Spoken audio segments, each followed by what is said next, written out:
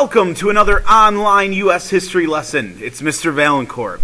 Today we're going to be talking about progressives in the White House. That's right, presidents that work to reform American society. And when we use this term progressives toward presidents, we're really talking about three men: Theodore Roosevelt, William Howard Taft, and Woodrow Wilson. These three men will be in office from 1901 to 1921. They all were very different from each other, but had a strong commitment toward reforming American society. Many people say that this is the start of big government, as these three men would expand the role and power of the presidency. Before we talk about each of these presidents individually, I want to review a couple of laws that were on the books before they took office. On the surface, these laws look like attempts to regulate big business. But were they really? The first was the Interstate Commerce Act of 1887. And the Interstate Commerce Act, if you remember, sets up the Interstate Commerce Commission, all in an attempt to regulate the railroad industry. This is a response to farmers in the Grange movement, right? They were facing these unfair rebates, these rates that were outrageous. They couldn't afford to ship their goods. If you remember, states had already put laws on the books to regulate the railroad industry. But in 1886, in Wabash v. Illinois, the Supreme Court said that the states did not have the power to do that. So in response, in 1887, Benjamin Harrison will sign into law. Yes, the same Benjamin Harrison that serves as a buffer between the two terms of President Grover Cleveland. Benjamin Harrison signs the Interstate Commerce Act into law, which sets up the ICC, but the law does not give the ICC the power to enforce the regulations that they want to put in place. And then another law that tries to regulate big business is the Sherman Antitrust Act of 1890, signed into law by Grover Cleveland.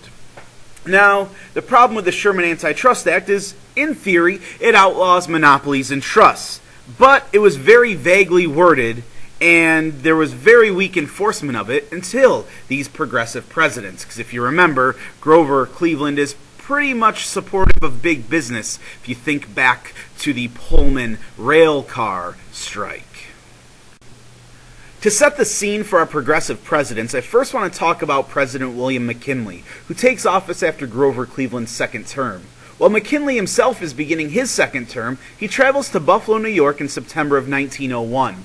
It is there on September 6th that he will be shot.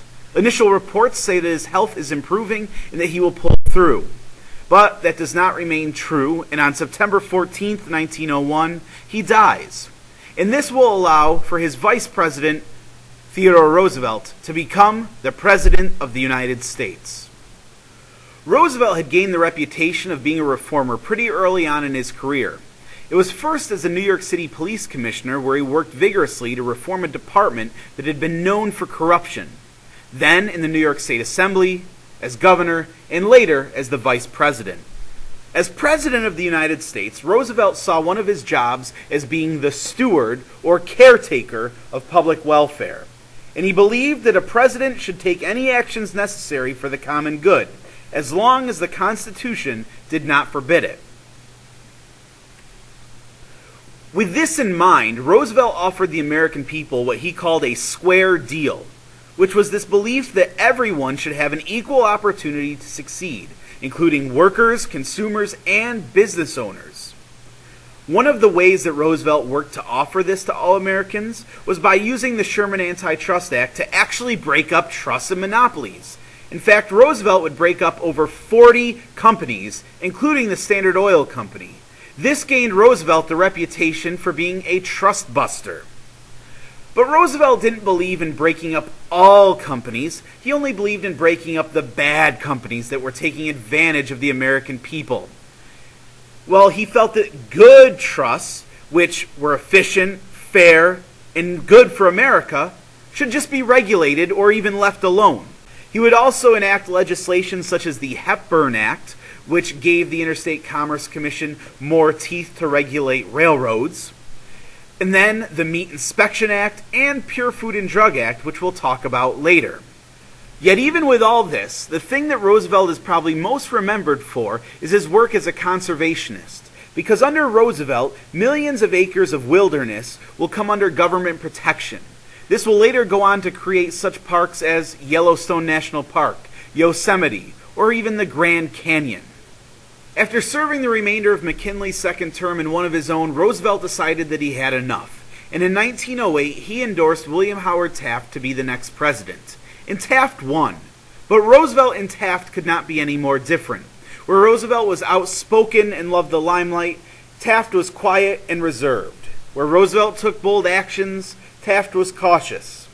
But Taft did go on to continue some of the reforms started by Roosevelt, including breaking up even more trust than Roosevelt, over 80. But Taft did not discern between good and bad trust. He thought a trust was a trust and needed to be broken up. He also helped lead the way for new safety rules for mining, signed laws for government workers to have an 8-hour workday. But the thing that would hurt Taft's reputation as a progressive was the fact that he supported a bill known as the Payne-Aldrich Bill, which raised tariffs and raised the prices for goods for consumers. In 1912, Taft faced a difficult re-election campaign after losing the support of the progressives. One of these supporters that he lost was former President Theodore Roosevelt, who felt betrayed and as a result decided to pursue the presidency as a third-party candidate.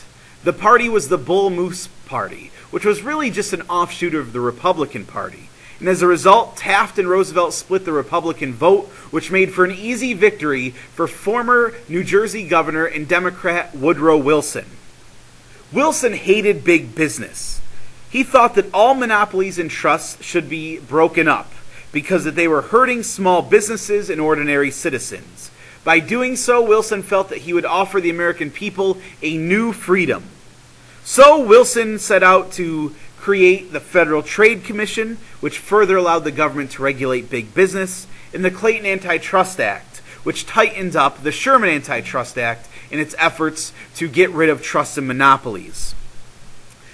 Wilson would then create the Federal Reserve Act, which allowed the government to regulate banking, control the nation's money supply, and manipulate interest rates.